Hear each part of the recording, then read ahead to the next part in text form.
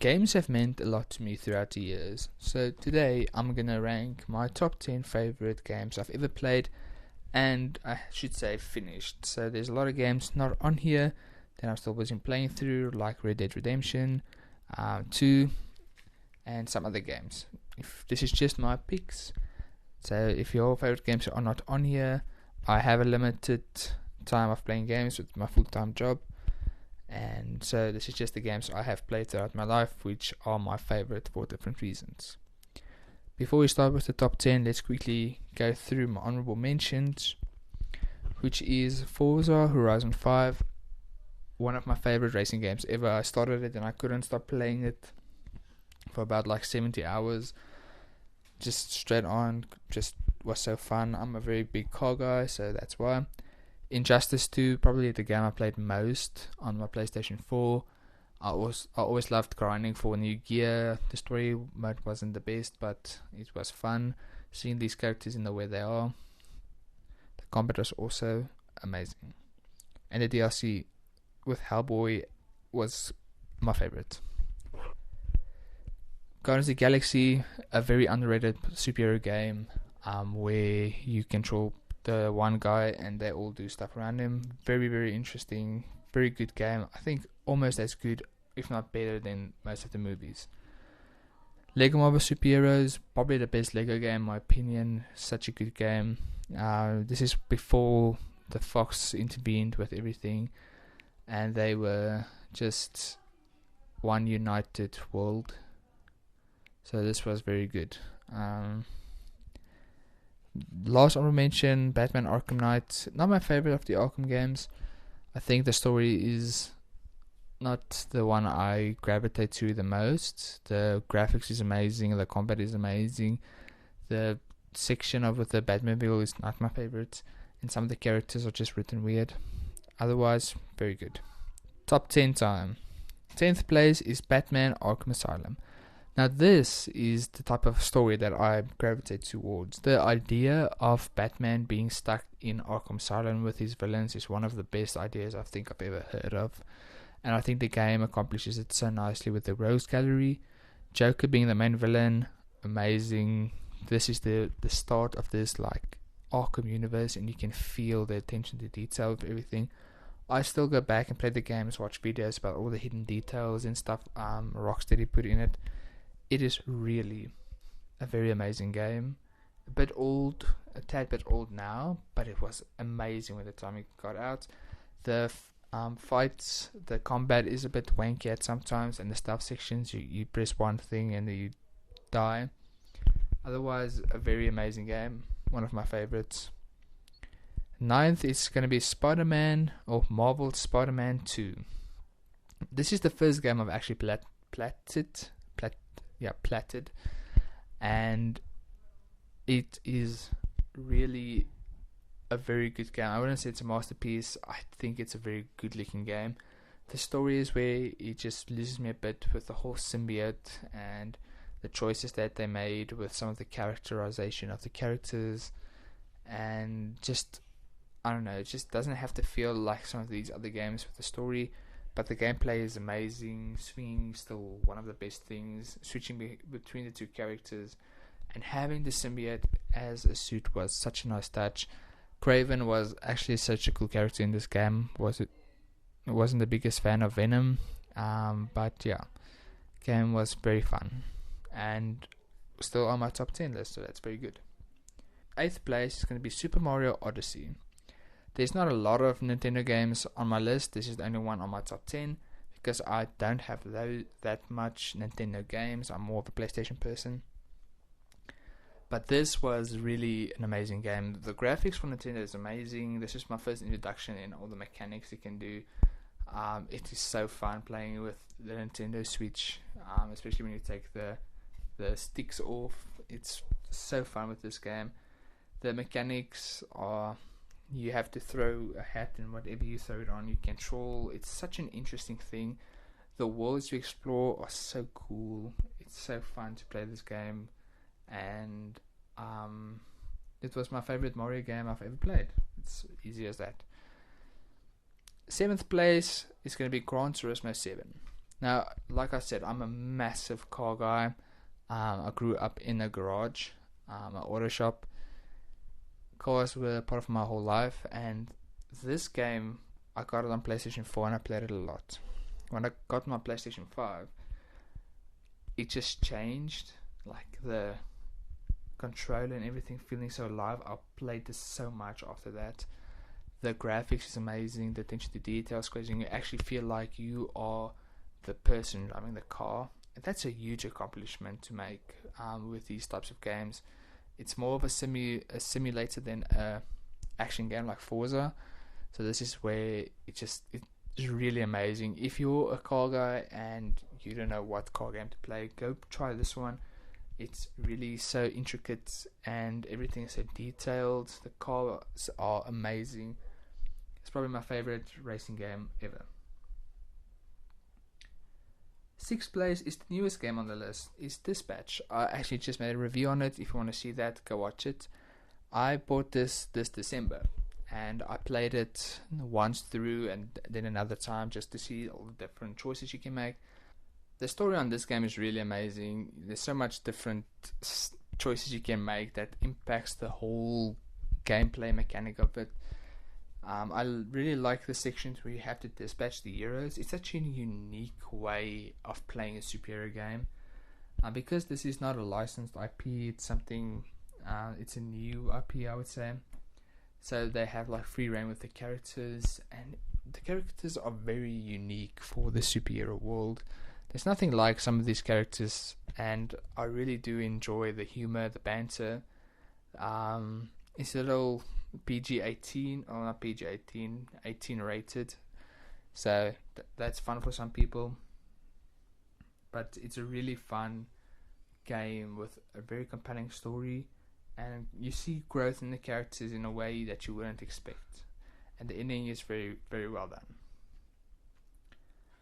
Fifth place, The Last of Us. Now, I am not a horror player at all, but my friend, he is a massive fan of this series, and I played this just after Last of Us 2 came out. So me and my girlfriend, I played the game and she sat with me, and it was an emotional roller coaster. The first scenes opening, we both cried, and the ending was just so good for what you play.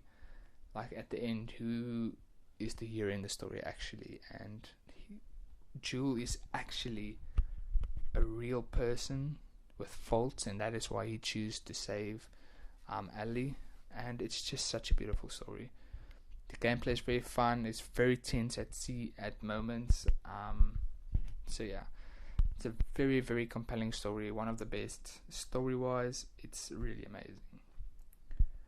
Fourth place is going to be Batman Arkham City.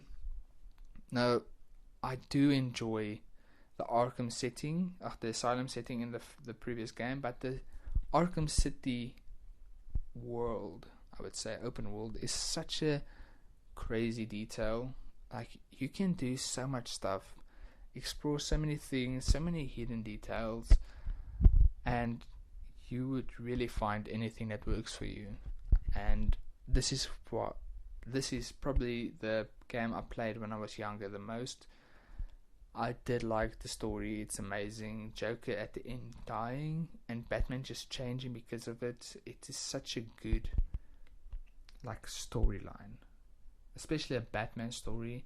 The voice, RIP to this Batman voice, because it was just the best. And yeah, I remember vividly playing this game a lot and just replaying it again and again, just because it was that fun and the story was just that good. I don't play a lot of games like that anymore, but Batman Arkham City just struck that landing. Top 3 time. My third place is going to be the 2018 God of War. Now, I have some of the best memories with this game. My grandma, she was very into this types of Greek mythology and stuff like that. So even though it was a bit brutal, she always watched how I played, and that meant a lot to me. She passed away a few years ago. So this has some sentimental value to me, but even without it, it's just an amazing game. I remember starting it because I actually played it only like a few years after it came out, maybe 2021, 2022, because I didn't have access to it at that point. But it was really such a masterpiece after playing it, and the storyline with Kratos and Atreus is just so compelling. And Kratos, after playing God of War 3, you can see the change in him. The graphics are amazing. The combat is good as well. And I don't know what else to say about this game except that this is really one of PlayStation's masterpieces. Our runner-up, and it's very close, is going to be Marvel's Spider-Man. I can't remember if I've ever been this excited about a game. I followed the stories and everything. I pre-ordered the game when it came out that day. I remember so vividly that I put the game in. I played like 10 minutes just to see how amazing the game is, because I had another function to get to, and just being so excited to get home and play this game. And I played it so much. I've replayed it so much. The game story is amazing. The combat is amazing. The graphics is amazing. Spider-Man, this is probably one of my favorite Spider-Man representations in all of fiction. And Insomniac just landed it so well. I'm so excited for a Wolverine game, even more than I was for a Spider-Man game, because I trust in Insomniac, and Wolverine's also just such a cool character. But they did Spider-Man right. They took the source material, made him a bit older. You don't know what to expect. The villains are amazing. Dr. Octopus in this game is another amazing thing. The side quests, amazing. And the swinging, they made like the best swinging mechanics before the next games. And it was just revolutionary for video games, Marvel video games, and superhero video games. Batman was there. Batman was the first, but they just pushed the limits and made some interesting storytelling. And I love this game just for what it is. And like I said, there's not much more I can say. This is probably one of my favorite games ever, but it was a very close between number 1 and number 2. And my winner, my favorite game at the moment, is God of War Ragnarok.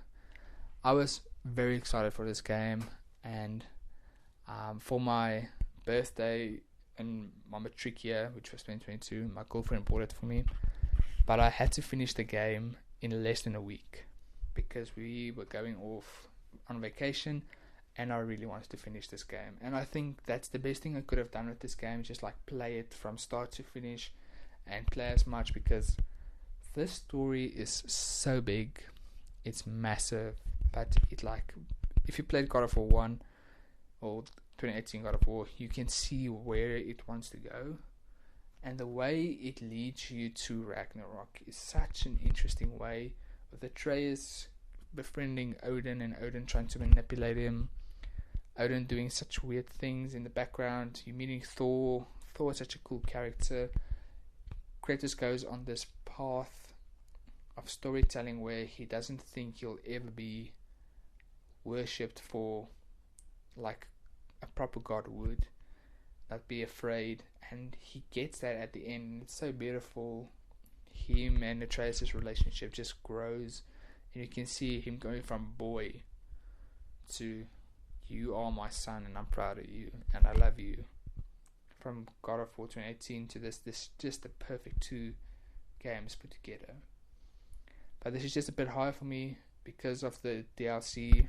I'm putting my fingers up, which I did enjoy seeing young Kratos again. Mimir is amazing. I love him so much. And yeah, I don't know what else to say about this game. My brain's just like flowing everywhere.